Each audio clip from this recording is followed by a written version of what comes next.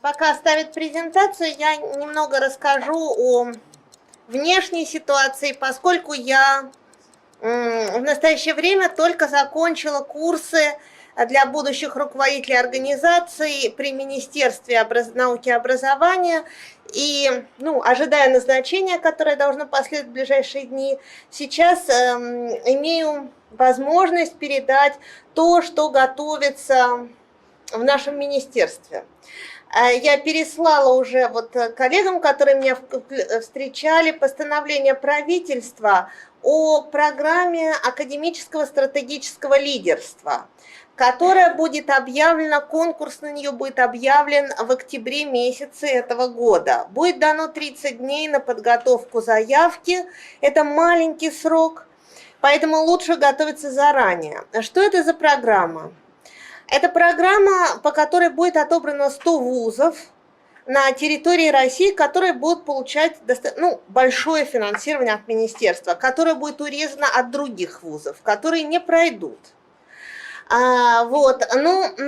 Программа нацелена, вуз будет головной организацией, и вокруг него будет образован консорциум НИИ России, которые тоже войдут в это финансирование. Соответственно, те, кто войдут, будут жить хорошо. Поскольку министерство нацелено на честный отбор, такую реальную конкуренцию, то просят нас, тех, кто закончили 160 человек, как-то распространять это среди коллег. И там стоят достаточно высокие показатели, которых надо достичь в течение 3 лет. Достичь всему консорциуму. Поэтому перед нами стоит вопрос о том, чтобы развиваться, нужно не просто работать так же, как мы работали, а нужно работать существенно лучше. Здесь, с точки зрения лингвистики, мы разработали эту платформу, которая с нашей точки зрения, я покажу как, даст возможность коллегам, которые на ней будут работать.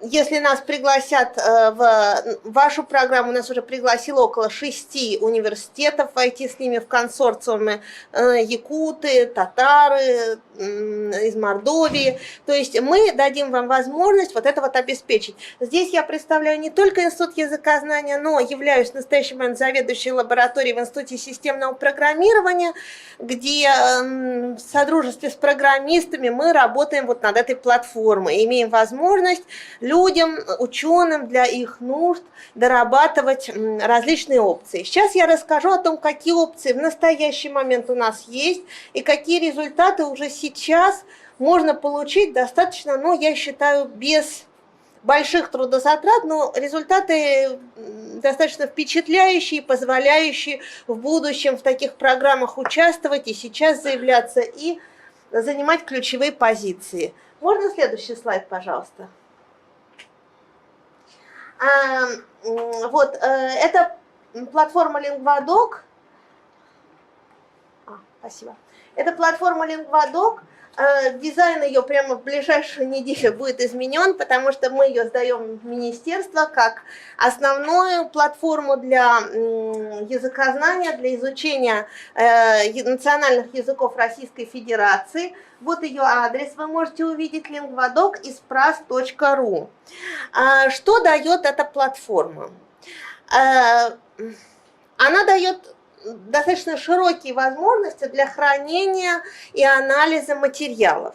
Вы можете в ней, зарегистрировавшись, видите, там сейчас стоит администратор, но вы точно так же можете зарегистрироваться на свой email и работать в ней полностью независимо. То есть это фактически будет для каждого из вас как сайт с большим количеством возможностей, которым вы сможете отчитываться по грантам. То, что вы будете делать на своей платформе под своим логином, никому не будет доступно и даже видно. То есть вы работаете закрыто ото всех, может быть, со своими коллегами, открываете тем, кому вы считаете нужным. и чтобы вместе работать над материалом, и только потом, когда уже у вас будет все готово, вы это открываете в общее пользование. Здесь есть возможность, видите, выбрать грант, зарегистрировать свою организацию, зарегистрировать свой грант, и у вас будет отдельная страница, которая позволит вам отчитываться, и все будет полностью прозрачно, что это ваше. Значит, у нас, кроме того, что мы просто вводим и вывешиваем материал, в настоящий момент настроен анализ материала, поиск ошибок, специальные программы, то есть, что у вас программа ищет ошибки, а не вы сами, что часто является более надежным, и уточнение материала, последующий анализ, то есть вы сможете вывешивать только когда материал уже создан. Здесь есть, есть русский язык, вы можете переключить язык и делать все это по-русски. Здесь есть возможность создать словари, создать корпуса и работать с ними. Вот как, собственно, в настоящий момент уже 731 словарь создан на языках народов России, 137 корпусов. Вот отображено на карте, какие населенные пункты у нас представлены. Но видите, некоторые населенные пункты при приближении на карте, вот, допустим, мы вот так вот приближаем территорию Башкирии, у нас все больше языков. Если совсем приблизить или нажать на точечки, то вы будете видеть, какие названия словарей на какой территории представлены. Вот так вот выглядят словари. Вы можете создавать абсолютно любые колонки, то есть названия столбцов любые, просто уже подобраны. Сейчас столбцы, которые удобны, литературное слово, фонетическая транскрипция, можно вывешивать звук, можно вывешивать этимологии, давать проформы, описывать языковые переходы и так далее. Вы можете создавать то, что удобно вам. В настоящий момент корпуса текстов выглядят вот так. Видите, звук и различная глассировка в программе Elan. Но в процессе работы мы поняли, что людям часто тяжело работать с программой Elan, создавать глассировку, поэтому мы настроили опцию, когда вы просто подгружаете текст в Word в формате ODT, и сами программы его перерабатывают в Elan.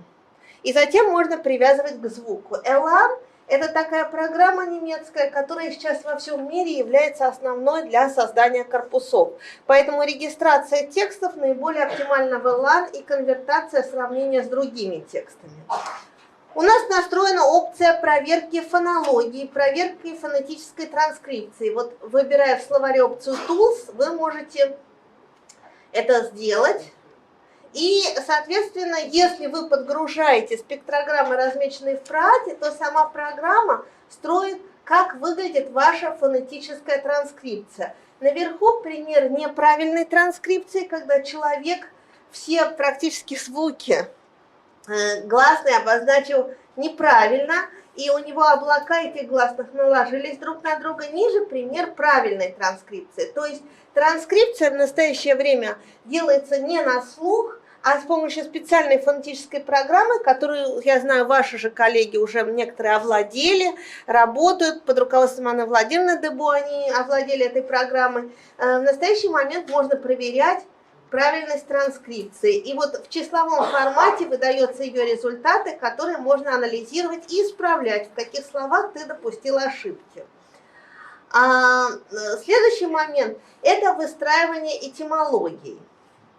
У нас есть такая опция, которая позволяет выстраивать этимологии не так, как раньше человек искал глазами этимологии, а уже встроены последние инструменты этимологического анализа, когда программа сама среди этих 731 словаря находит подходящие слова в башкирских диалектах разных, в татарских, в казахских, во всех, и предлагает авторам соединить их этимологической связью. Ну, то есть, вот, например, сейчас у нас не такие большие еще словари в системе башкирские, но когда я вчера ввела параллели с татарским, да, сразу 491 параллель она на словарь 1000 слов выдала.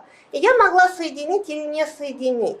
Соответственно, та работа, которая раньше занимала годы, сейчас, особенно чем больше будет словарей в системах, занимает часы, потому что ты проглядываешь уже предложения и их принимаешь. И это дает возможность делать этимологические словари полностью наглядно и очень быстро. Для примера я провела такую работу со словарями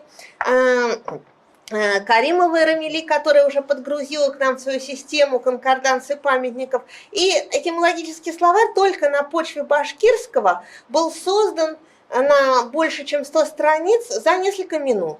Если добавить другие языки, то словарь будет создан еще больше. А дальше есть возможность, кто интересуется, я в отдельной беседе все это покажу, сохранить файл в формате Excel, PDF и зарегистрировать его на сайте госуслуги. Это и будет получением РИТ, которое требуется вот в этой программе и в других программах оценки сотрудников. То есть вы сможете создать этимологическую базу данных или потом издать ее как словарь, очень быстро с помощью вот этой программы поиска этимологии зарегистрировать ее и отчитаться и сохранить на нашем сайте или на своем сайте, повесить туда, куда вам будет удобно.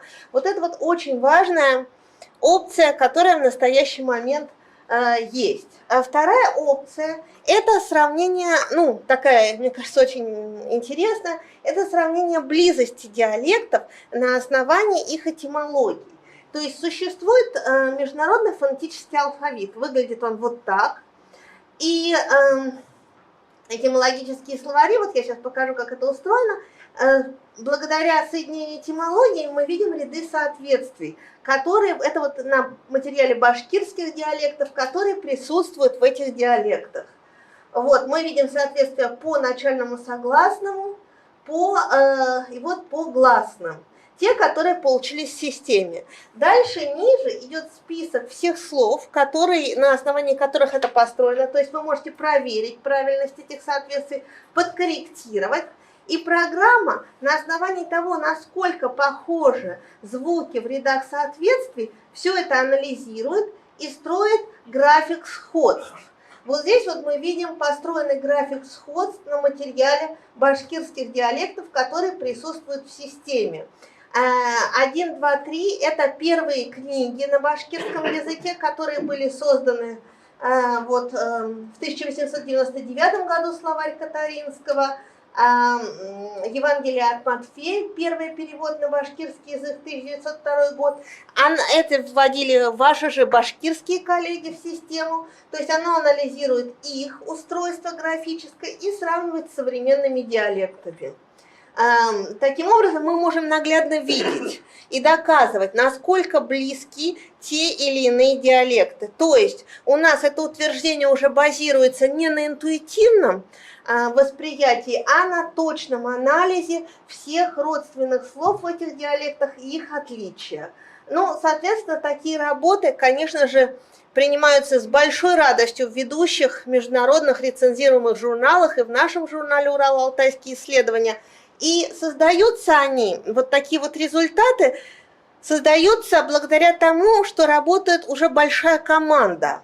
Уже много материала подгружено. И подгружая один свой словарь со звуком из транскрипции, вы получаете возможность сопоставить его со всем тем материалом, который уже в систему загружен.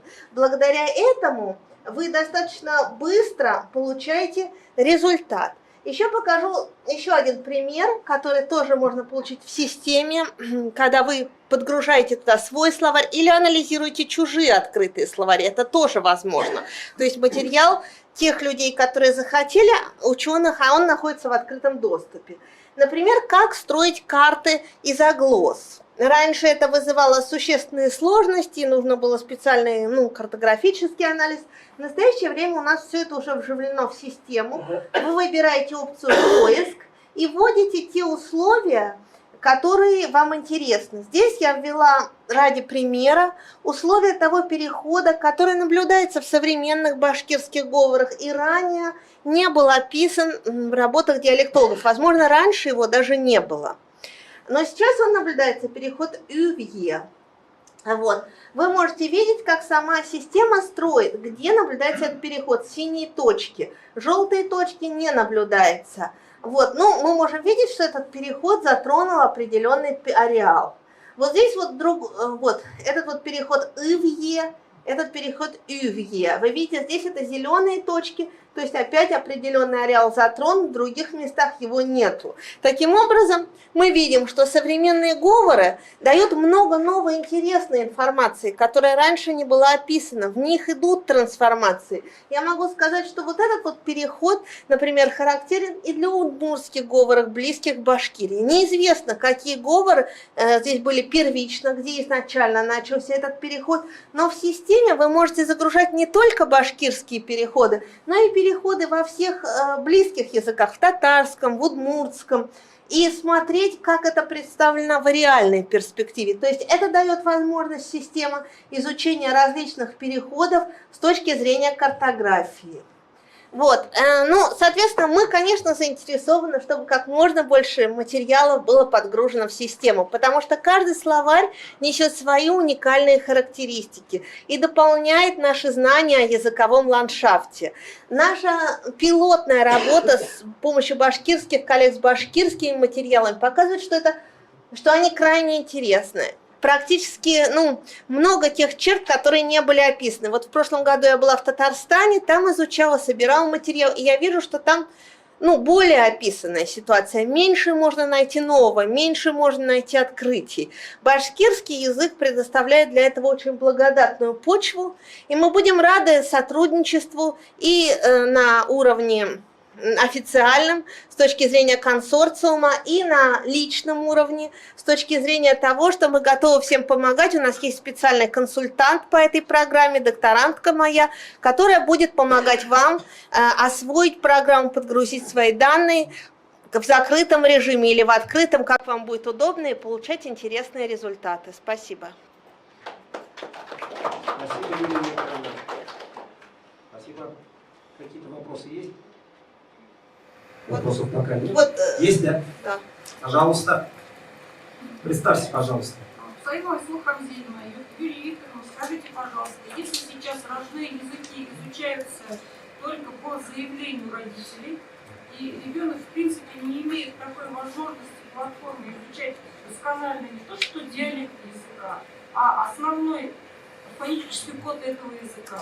Вот насколько ваш институт языкознания, РАН, да, оно раскрывает возможности для будущих поколений, чтобы человек изучал и фонетическую структуру, и основной код языка, и диалектическую структуру. Может быть, вам вместе с нами нужно выйти на уровень Госдумы, чтобы не по заявлению родителей изучали родной язык, а так, как должно быть на самом деле. Идентичность нужно сохранить таким образом.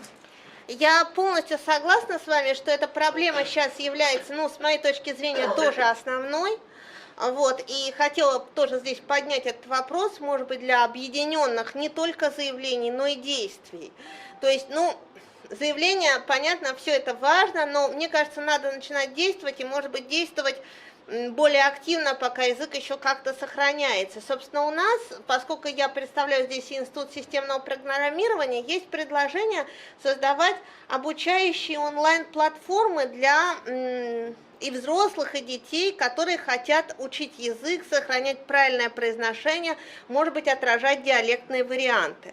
Соответственно, вы можете посмотреть в системе, за рубежом такие платформы очень популярны для сохранения своих языков, часто малых.